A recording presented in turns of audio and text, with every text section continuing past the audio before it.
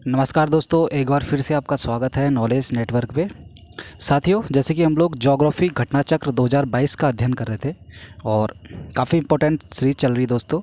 और आज का जो हमारा टॉपिक है वो है, पिछले वाले टॉपिक में हमने दोस्तों कौन सा पढ़ा था, एक बार देख लेते हैं। तो दक्षिण भारत की नदियाँ पढ़ा था पिछले वाले टॉपिक में, हमने ये वाला टॉपिक कंप्लीट कर दिया था। तो आज का जो टॉपिक हमारा है वो अन्य नदियाँ, ठीक। जो और भी कुछ नदियाँ हैं जो बची हैं उनको आज हम लोग कंप्लीट कर लेंगे। चलिए शुरुआत करते हैं फिर। और दोस्तों, चैनल पे नए हैं तो चैनल को सब्सक्राइब कर लें और पूर्व की वीडियोस को भी देख लें। मैंने प्लेलिस्ट बनाई है आप लोगों के लिए, और प्लेलिस्ट में नंबर डाले गए हैं दोस्तों, और सीक्वेंस में नंबर डाले गए हैं सभी। और उस प्लेलिस्ट के माध्यम से आप पूर्व की वीडियो को भी आप देख सकते हैं। चलिए शुरू करते हैं दोस्तों। सबसे पहले नोट्स देख लेते हैं।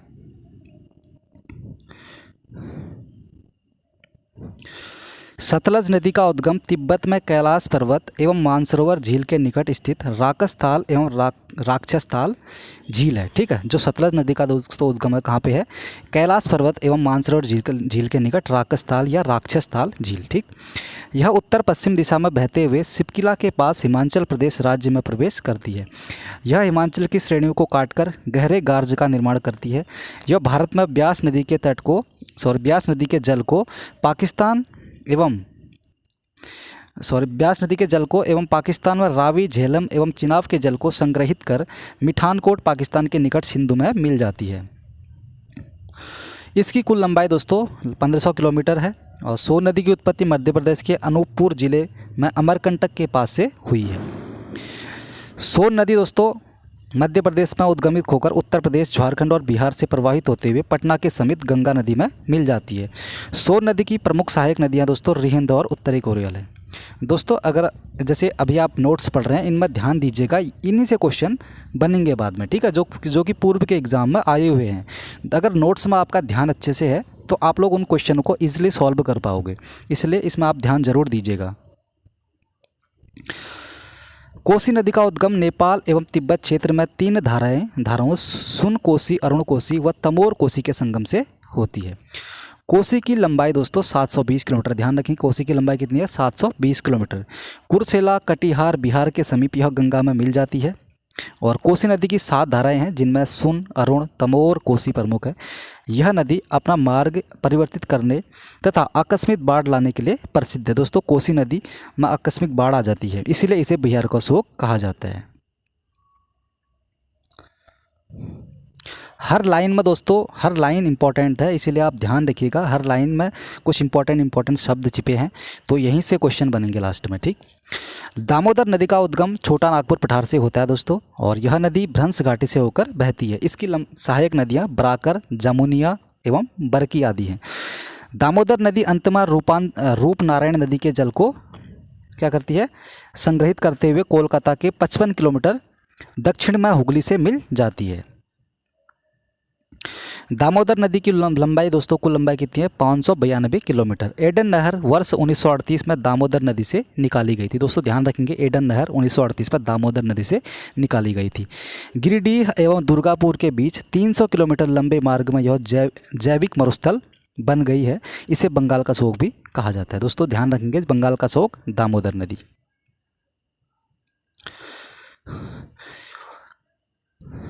हगरी नदी पश्चिमी घाट से निकलकर कर्नाटक और आंध्र प्रदेश से प्रवाहित होते हुए तुंगभद्रा नदी में मिल जाती है। इसे वेदवती नदी के नाम से भी जाना जाता है।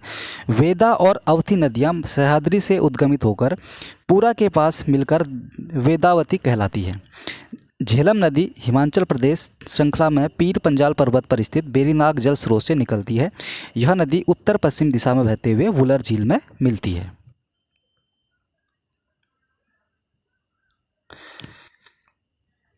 श्रीनगर शहर झेलम नदी के किनारे बसा है। दोस्तों ध्यान रखिए, श्रीनगर शहर झेलम नदी के किनारे बसा है। भारत में हिमाचल प्रदेश राज्य के लाहौल घाटी में चंद्रा और भागा नदियां प्रभावित होती है। चंद्रा नदी का उद्गम चंद्राताल के निकट एवं एक ग्लेशियर से होता है, जबकि भागा नदी का उद्गम बारालाचा के निकट है, जो कि हिमाचल में है। भी तड़ी के निकट चंद्रा एवं भागा का संगम होता है। दोस्तों ध्यान रखेंगे, तड़ी के निकट चंद्रा और भागा का संगम है।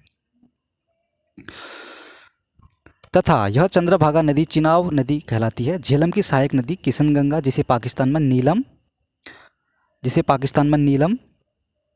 आगे को क्या है इसको देख लेते हैं एक बार, कहा जाता है। ठीक,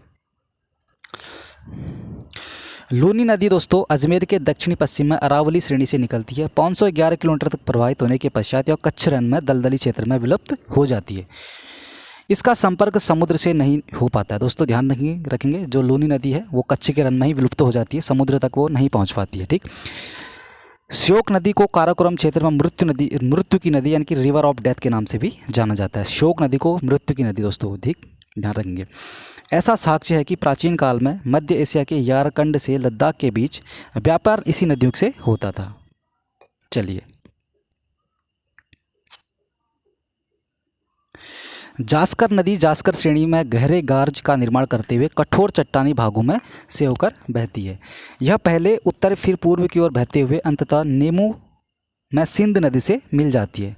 ठीक, इसकी उत्पत्ति हिमाचल प्रदेश और लद्दाख यानी कि 31 अक्टूबर 2019 से केंद्र शासित प्रदेश की सीमा पर सरचू के उच्च अक्षांशीय पठार भाग से होती है।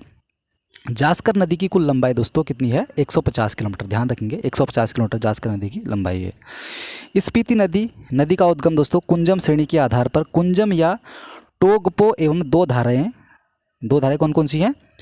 कमजिगा और पिंगलुंग के संगम से होता है। दोस्तों ध्यान रखेंगे, जो स्पीति नदी है इसका उद्गम कुंजम श्रेणी के आधार पर कुंजम या टोगटो एवं दो धाराएं कुंजिमा और पिंगलुंग के संगम से होता है।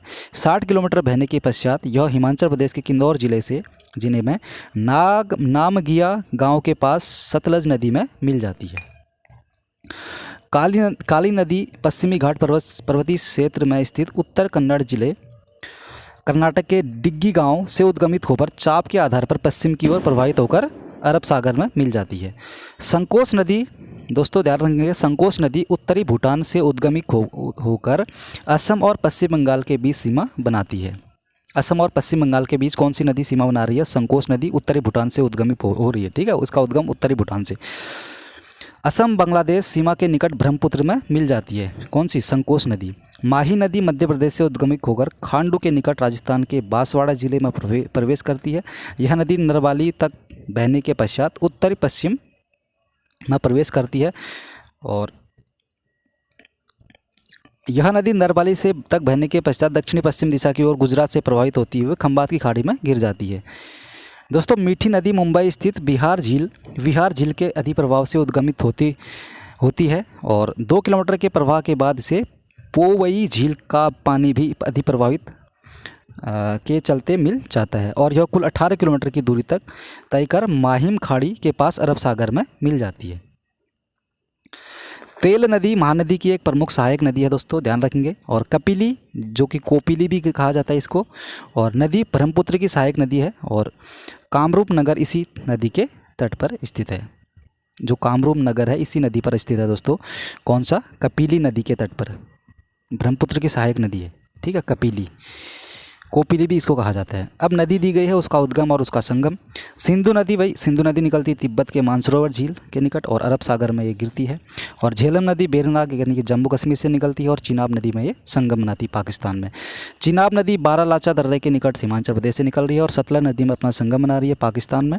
और रावी नदी रोहतांग दर्रे के निकट से ये निकल रही है दोस्तों हिमाचल प्रदेश में जो कि है, और चिनाब नदी में ये संगम बना रही है कहाँ पे? पाकिस्तान में।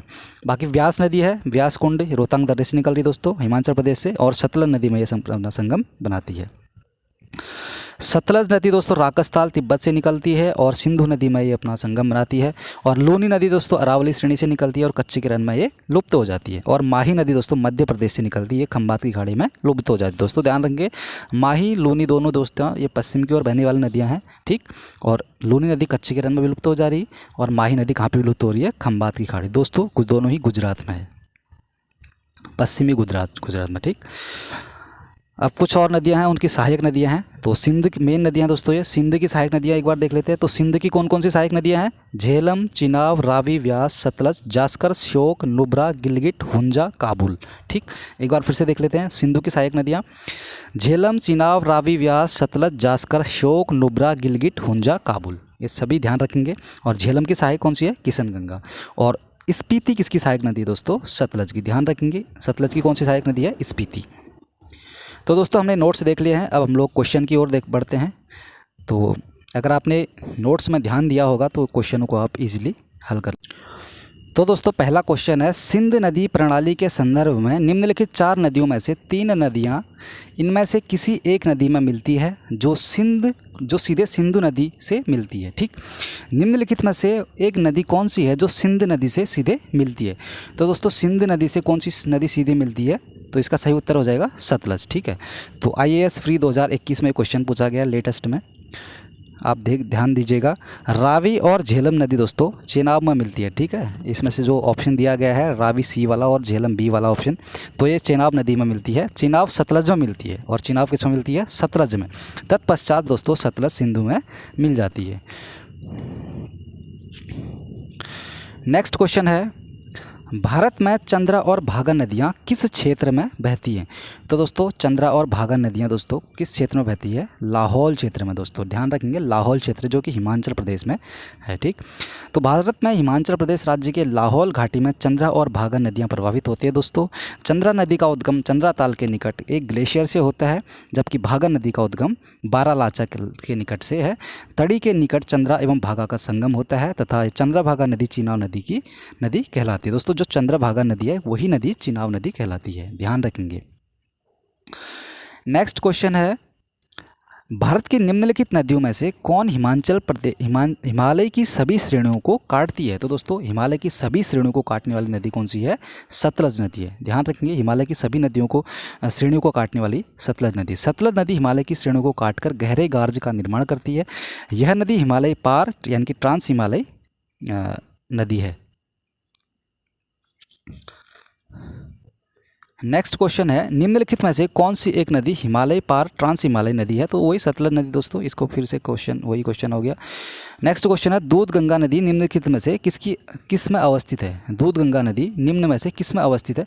तो दोस्तों इसका A और C बिल्कुल सही है, क्योंकि जम्मू और कश्मीर में भी है दूध गंगा और उत्तराखंड में भी दूध गंगा है। ठीक, तो दूध गंगा नामक नदियाँ दोस्तों जम्मू और कश्मीर के अतिरिक्त उत्तराखंड एवं महाराष्ट्र में भी प्रभावित होती है। अतः इस प्रकार का प्रश्न उत्तर A और C दोनों ही सही होगा, परंतु उत्तर प्रदेश लोक सेवा आयोग ने इसमें विकल्प A को सही माना था। ठीक,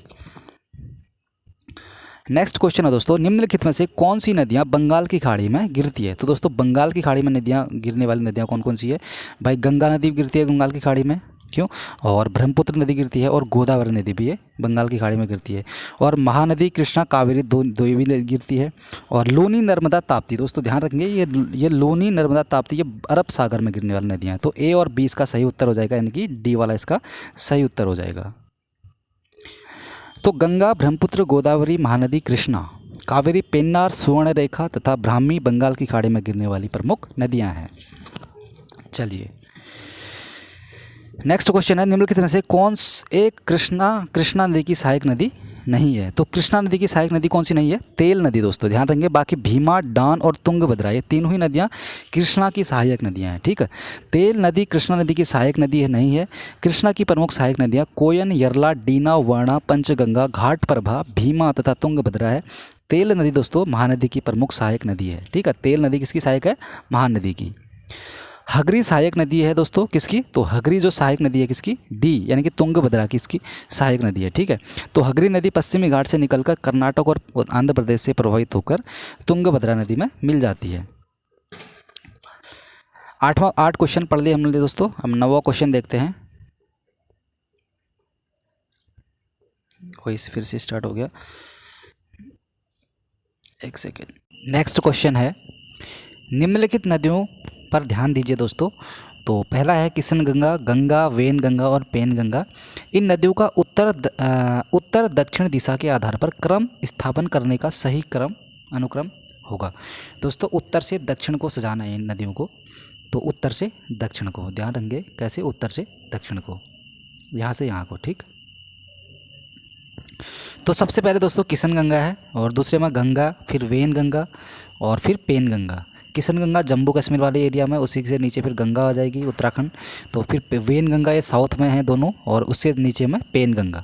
तो 1, 2, 3, 4 बिल्कुल सही हो जाएगा।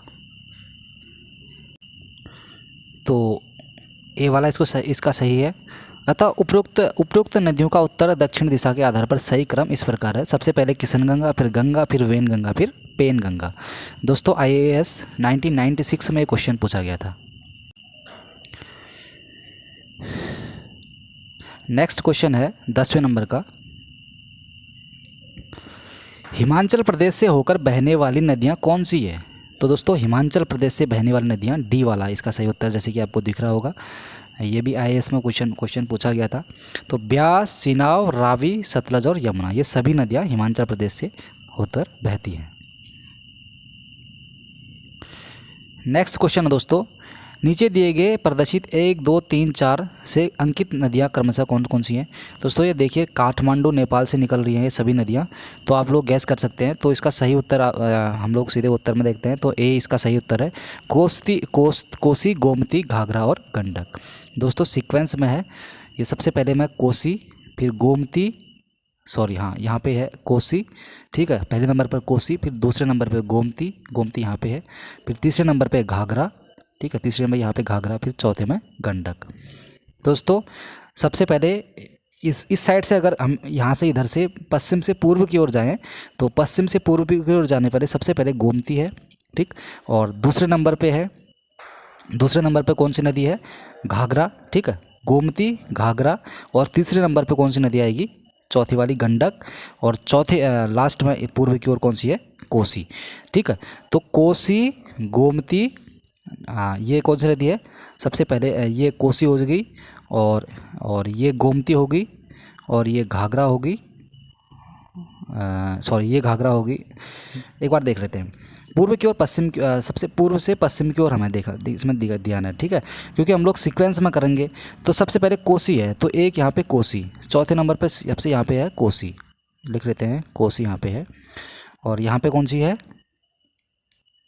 यहाँ पे है चौथे नंबर की गंडक नदी, और यहाँ पे तीसरे नंबर की कौन सी नदी है? तो घाघरा यहाँ पे, तो घाघरा यहाँ पे है, और यहाँ पे दूसरे नंबर में कौन सी है? गोमती। दोस्तों हमें सीक्वेंस में हमें याद करना चाहिए कभी भी, ठीक है। तो पश्चिम से पूर्व की ओर गोमती, घाघरा, गंडक, कोसी, ठीक है, ध्यान रखेंगे, गोमती, घाघरा, गंडक, कोसी। दोस्तों ये सभी नदियाँ गंगा की सहायक नदियाँ हैं, ठीक है, गंगा के पश्चिम से निकलने, गंगा की बाईं ओर से गंगा में मिलने वाली सभी नदियाँ हैं, ठीक है। तो गोमती, घाघरा, गोमती, घाघरा, गंडक, कोसी। दोस्तों ध्यान रखेंगे, गोमती, घाघरा, गंडक, कोसी, इसी सीक्वेंस में आप इसको याद कर सकते हैं, यानी कि या इधर से भी आप इधर को याद कर सकते हैं, कोसी, गंडक, घाघरा, गोमती। तो या पूर्व से पश्चिम को, या पश्चिम से पूर्व की ओर आप इसको याद कर सकते हैं। चलिए नेक्स्ट क्वेश्चन है 12वें नंबर का। तो दोस्तों सूची दी गई है, तो इसका सही उत्तर है दोस्तों, पहला है बिस्ट दोआब, दूसरा है बारी दोआब, रचना दोआब और चाज दोआब। तो रचना दोआब दोस्तों जो है ये है रावी और चिनाब के बीच में, ठीक है, रावी और चिनाब के बीच में रचना दोआब है। और बारी दोआब कहाँ है? तो बारी दोआब दोस्तों, बारी दोआब है रावी और ब्यास के बीच में। और बिस्ट दोआब कहाँ पे है? बिस्ट दोआब दोस्तों ये है ब्यास और सतलज में। और चाज दोआब कहाँ पे है? चिनाब और झेलम में। तो हम सीधे उत्तर में एक बार फिर से देख लेते हैं। तो इसका है बिस्ट दोआब ब्यास और सतलज में, जैसे कि मैंने आपको बताया। बारी दोआब रावी और ब्यास में, और रचना दोआब रावी और चिनाब के मध्य, और चाज दोआब चिनाब और झेलम के मध्य। दोस्तों इजी है इसको याद करना, क्योंकि बिस्ट आ रहा है ना, बी और सौ, तो ब्या और बौ इसमें भी पहला अक्षर आ रहा है, सौ इसमें भी आ रहा है, ब्यास। बारी यहाँ पे बौ और री, ठीक है, रावी और ब्यास। रचना रावी और चिनाब, रो चौ आ रहा है इस दोनों में। और चाज चिनाब और झेलम, चौ के बाद झो आता है, तो चिनाब और झेलम, इससे आप इसको याद कर सकते हैं। काफ़ी इंपॉर्टेंट है दोस्तों, उत्तराखंड PCS 2000 ये 10वां क्वेश्चन पूछा गया था आई थिंक। नेक्स्ट क्वेश्चन है निम्न नहरों में से किसे दामोदर नदी से निकाला गया है? तो दोस्तों दामोदर नदी से एडन नहर, मैंने आपको बताया था एडन नहर, जो कि दामोदर नदी से निकाली गई है। तो एडन नहर वर्ष 1938 में दामोदर नदी से निकाली गई थी। यह 65 किलोमीटर लंबी है और लगभग 10,000 हेक्टेयर भूमि को सींचती है। ठीक, चलिए 14वें नंबर का क्वेश्चन है, भारत की निम्नलिखित नदियों में से कौन सी दामोदर नदी की सहायक नहीं है? तो दोस्तों सहायक नदी जो दामोदर की नहीं है इसमें, तो कौन सी नहीं है? तो दोस्तों दामोदर नदी की सहायक नदी इंद्रावती नहीं है, बाकी बराकर, जमुनिया और बारकी। ध्यान रखिएगा दोस्तों, जो दामोदर नदी है हुगली की सहायक नदी है, ठीक है। दामोदर नदी हुगली की सहायक नदी है। दामोदर नदी का उद्भव छोटा नागपुर पठार से होता है। यह झारखंड और पश्चिम बंगाल में बहती है। इसकी सहायक नदियाँ बरकी, जमुनिया और बराकर। दामोदर नदी पर ही दामोदर घाटी निगम आधारित है। इंद्रावती नदी गोदावरी की सहायक नदी है। दोस्तों इंद्रावती किसकी सहायक है? गोदावरी की, जो ओडिशा, महाराष्ट्र और छत्तीसगढ़ में बहते हुए गोदावरी से महाराष्ट्र के सोनपुर में मिलती है। चलिए नेक्स्ट क्वेश्चन है, दामोदर किसकी सहायक नदी नहीं नदी है? वो है तो दामोदर हुगली की सहायक नदी है, ठीक। दामोदर नदी निकलती है दोस्तों कहाँ से? छोटा नागपुर के पठार से। नेक्स्ट क्वेश्चन है, राजरप्पा किस नदियों के संगम पर स्थित है? तो राजरप्पा दामोदर और भेरा, जैसे कि आपको दिख रहा होगा दामोदर और भेरा, इन दोनों नदियों के संगम पे है राजरप्पा।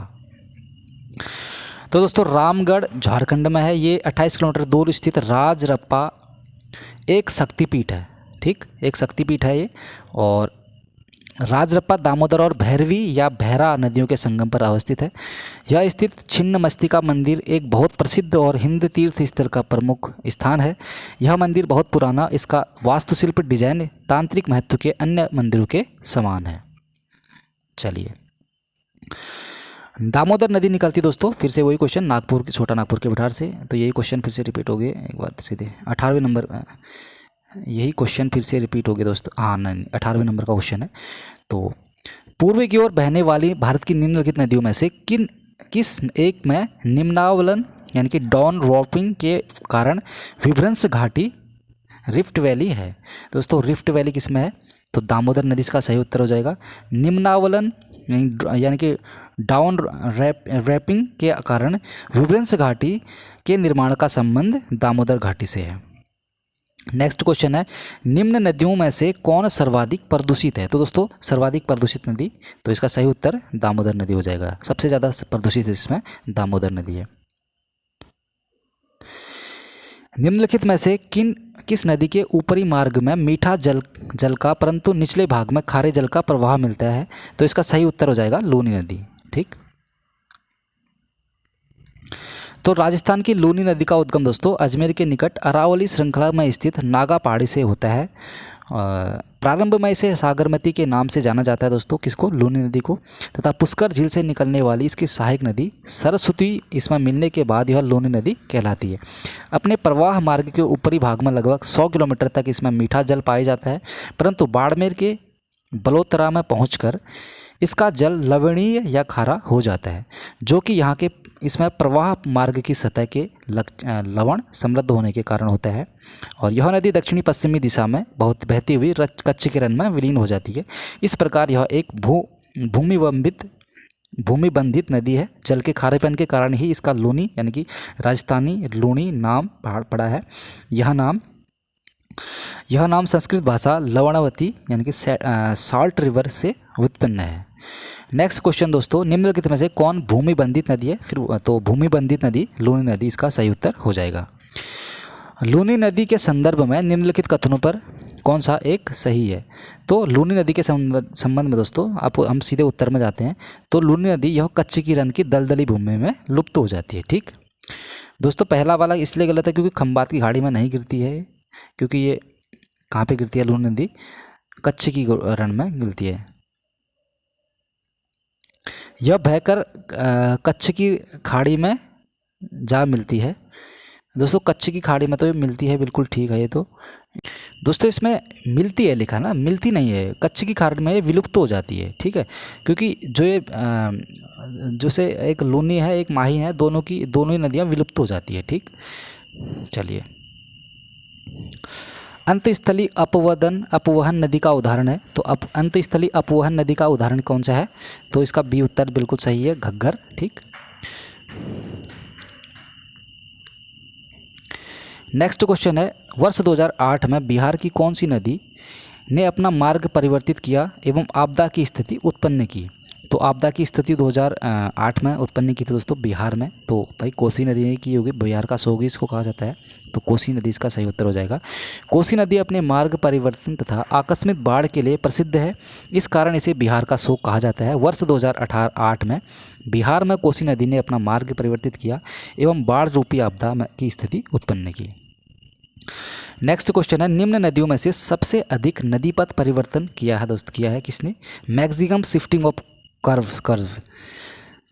दोस्तों सबसे ज़्यादा शिफ्ट कर रही है मैक्सिमम, सबसे ज़्यादा तो इसमें है कोसी नदी, मार्ग परिवर्तित करने वाली, नदी पथ परिवर्तन हो रहा है ना इसका, तो कोसी नदी का सबसे ज़्यादा नदी पथ परिवर्तन है दोस्तों,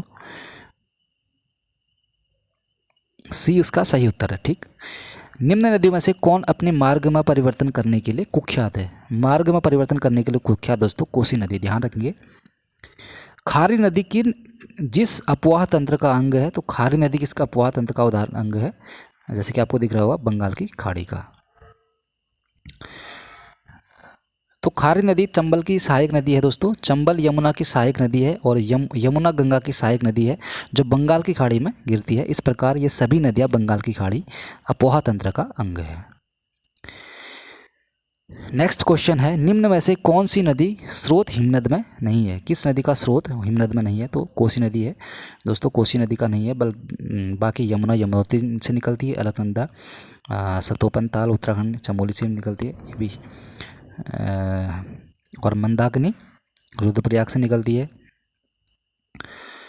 केदारनाथ से निकलती है, रुद्रप्रयाग तक बहती है मंदाकिनी। ठीक, तो इसका सही उत्तर कोसी है दोस्तों, सी वाला। तो हिमनदों में नहीं है, तो इसका स्रोत, जिसका स्रोत हिमनद में नहीं, कोसी। कोसी नदी 3 धाराओं सुन, अरुण और तमोर कोसी के संगम से निर्मित होती है, अतः इस प्रश्न के संदर्भ में कोसी सर्वाधिक उपयुक्त उत्तर होगी। त्रिवेणी नहर में किस नदी से पानी आता है दोस्तों? तो त्रिवेणी नहर में गंडक नदी से पानी आता है, तो सी उत्तर इसका सही है। त्रिवेणी नहर दोस्तों, त्रिवेणी कैनाल जो है गंडक नदी में पानी आता है इससे, और यह पश्चिमी चंपारण जिले बिहार में स्थित है। नेक्स्ट क्वेश्चन है, त्रिवेणी नहर किस नदी पर निर्मित है? तो त्रिवेणी नहर 30वें नंबर का क्वेश्चन, तो सी वाला इसका गंडक नदी पे है। दोस्तों 31वें नंबर का क्वेश्चन है, भारत में उत्तर से दक्षिण की ओर जाते हुए नीचे दी गई नदियों का निम्नलिखित में से कौन से सही अनुक्रम कौन सा है? दोस्तों उत्तर से दक्षिण की ओर भारत में, ठीक है, तो सबसे उत्तर में कौन सी नदी आएगी? जास्कर, श्योक, सतलज, स्पीति, नहीं, श्योक, जास्कर, स्पीति, सतलज। ठीक, दोस्तों इसका सही उत्तर बी है, श्योक सबसे उत्तर में, फिर जास्कर, फिर स्पीति, फिर सतलज। काफ़ी टफ क्वेश्चन था दोस्तों ये, IAS फ्री 2009 में क्वेश्चन पूछा गया था। काफ़ी छोटी, वैसे उतनी बड़ी नदियाँ नहीं है, और तो इसका सही उत्तर श्योक, जास्कर, स्पीति और सतलज। ध्यान रखेंगे उत्तर से दक्षिण के क्रम में।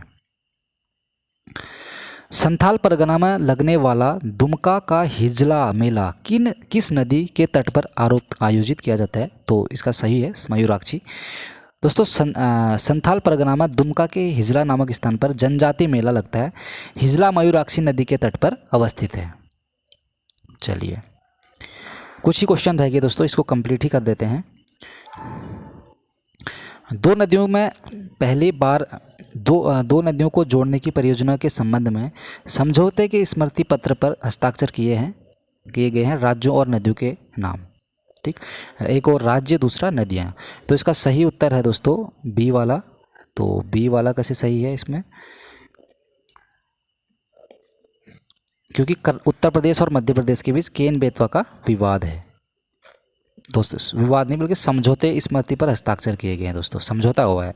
ठीक है, तो केन बेतवा लिंक परियोजना पर मध्य प्रदेश और के तत्कालीन मुख्यमंत्री और बाबूलाल गौर, उत्तर प्रदेश के तत्कालीन मुख्यमंत्री मुलायम सिंह यादव और केंद्र सरकार के तत्कालीन जल संसाधन मंत्री पिरियनजन दास मुंशी के मध्य 25 अगस्त 2005 को समझौता ज्ञापन पर हस्ताक्षर किए गए। दोस्तों बी वाला इसका सही उत्तर है।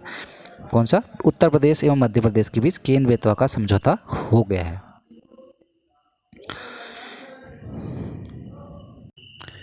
उत्तर प्रदेश तथा मध्य प्रदेश के राज्यों में संयुक्त क्या हो गया? हाँ, उत्तर प्रदेश एवं मध्य प्रदेश राज्यों में संयुक्त राजघाट नदी घाटी परियोजना लागू की गई थी। कब? किसमें? बेतवा नदी पे। ठीक, तो राजघाट नदी परियोजना दोस्तों, घाटी परियोजना उत्तर प्रदेश एवं मध्य प्रदेश में संयुक्त रूप से स्थापित परियोजना है। यह परियोजना उत्तर प्रदेश के ललितपुर जिले से 22 किलोमीटर दूर बेतवा नदी पर स्थित है। नेक्स्ट क्वेश्चन है, निम्नलिखित बांधों में से कौन बेतवा नदी पर बनाया गया है? तो बेतवा नदी पर राजघाट बांध बनाया गया है।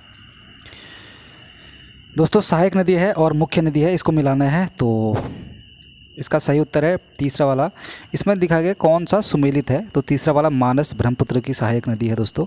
तो तीसरा वाला बिल्कुल सही है। ठीक, एक बार इसकी व्याख्या देख लेते हैं। तो चंबल नदी महू मध्य प्रदेश के निकट जानपाव पहाड़ी से निकलकर इटावा के समीप यमुना नदी में विलीन होती है।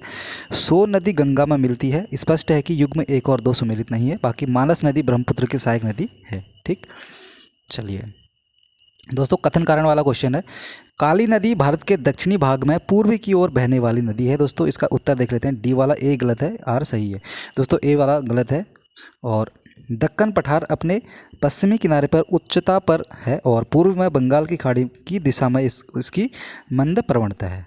ठीक है, काफ़ी डीप क्वेश्चन पूछा गया, आईएएस का है दोस्तों, ये ध्यान रखेंगे। 2007 में क्वेश्चन पूछा गया, तो आर वाला सही है। ठीक है, आर सही है। एक बार आर देख लेते हैं।